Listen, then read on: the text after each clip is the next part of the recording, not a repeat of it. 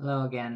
This is my week 46 recap, and I'm gonna kind of start right where I left off of last week, and just elaborating a little bit about what I had been mentioning about accepting where you are, but at the same time practicing and acting uh, exactly where you want to be.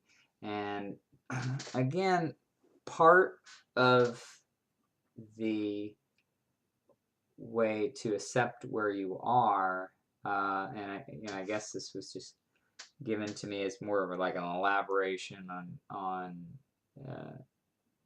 on that aspect of what I was discussing was appreciating the limitations that you have set for yourself right now. And now, when you appreciate that, it doesn't mean that the limitations that you have are always going to exist, but you just appreciate them, that they are serving a constructive purpose for right now. And that's basically uh, what it's saying. It's almost like when you're a child and there's limitations that are set um, for that child, and you can't allow the child to just go run up to the stove and start messing around with the stove. I mean, because, and the reason, and of course, the child doesn't understand why those limitations are set. But from the larger, somebody that has a broader view, a broader perspective, the adult obviously can see that the reason for the limitation is not to be mean and and restrict the child. It's actually for something constructive. So by accepting that any of the limitations that you have are constructive, you're kind of opening up to that broader part. You're saying, okay, I understand um, that I have this limitation. It doesn't mean that I'm always going to have it, and that's part of the way of like turning it into something a little bit more positive, instead of just saying, oh man, I'm never going to get there. It's just saying, okay, this is where I am right now.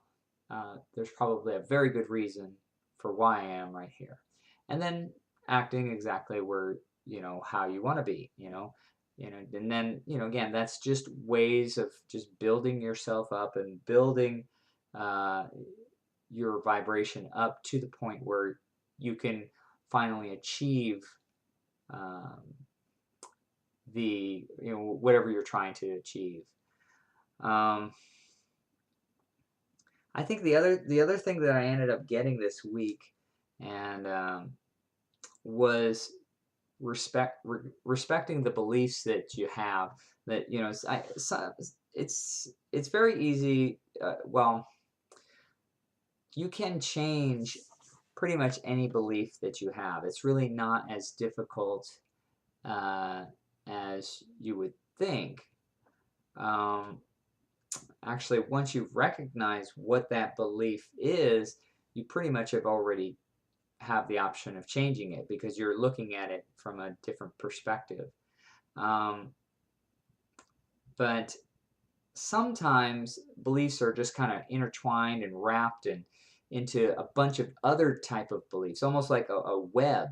And you have one belief that's like here, but there may be other foundational beliefs that are like you know reason that are just kind of like keeping that belief in place. And so sometimes when it's like that, it's probably just easier to um, just I guess it's more downstream to just kind of respect those beliefs. An example of that was when I was talking to my coworker, and she was explaining that she wanted to lose some weight, and she's really actually, a very short lady, and very thin, but she and I get it. She's actually heavier now than she's ever been. Even though she's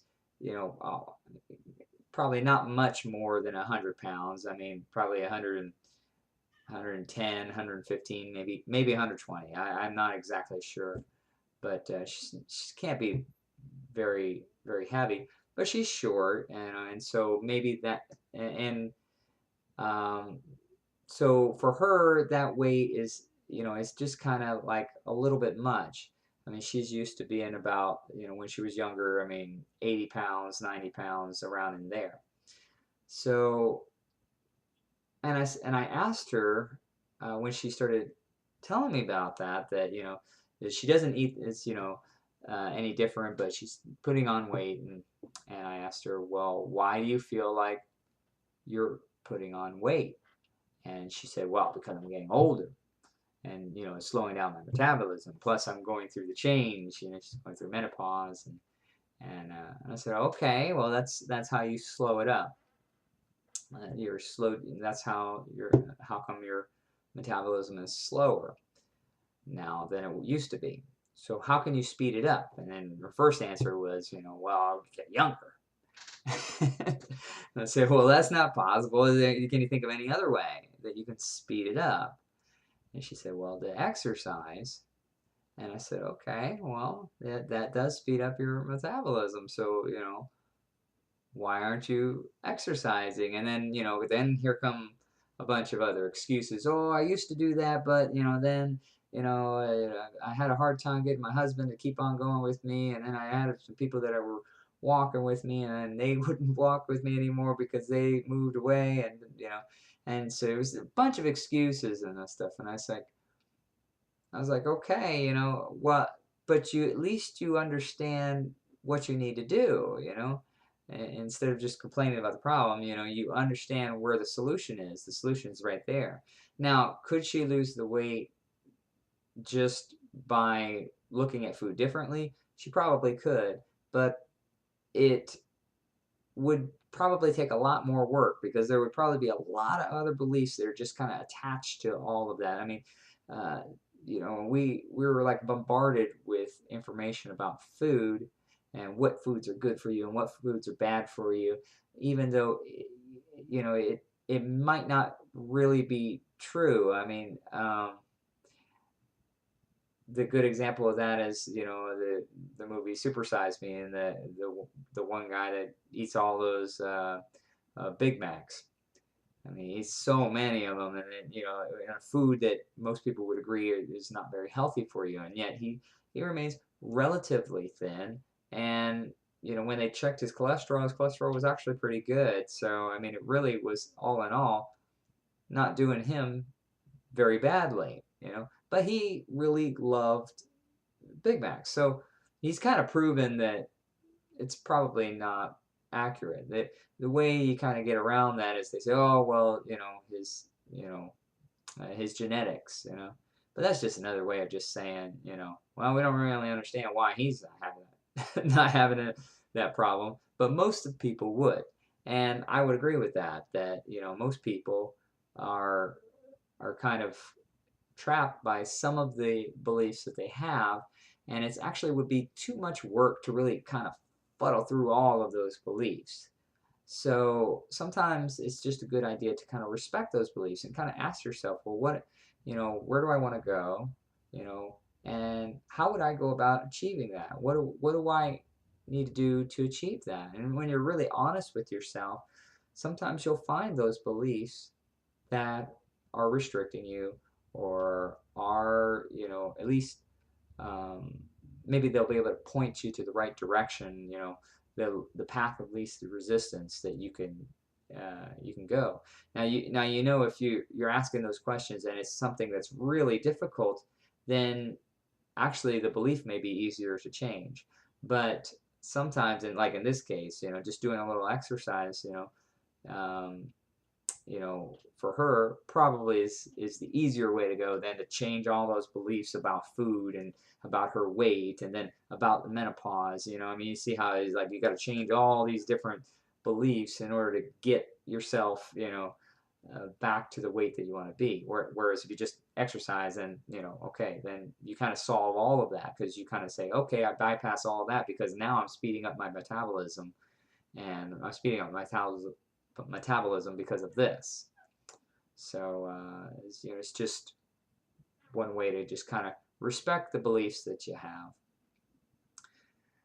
Okay, that's really it about the for this week. And next week's one, I will be on vacation, so actually I won't be able to put it on Monday. I'm gonna have to wait till I come back, and so then I'll have two of them pretty close together. Um, week 47, week 48 recap, because I am still going to continue to try to do it while I'm on vacation. I mean, I meditate anyway, but I'll see how it goes. I don't know how effective I'll be at documenting everything, but I'll certainly give it my best try here. So, again, everyone, just want to thank everyone for watching, and take care.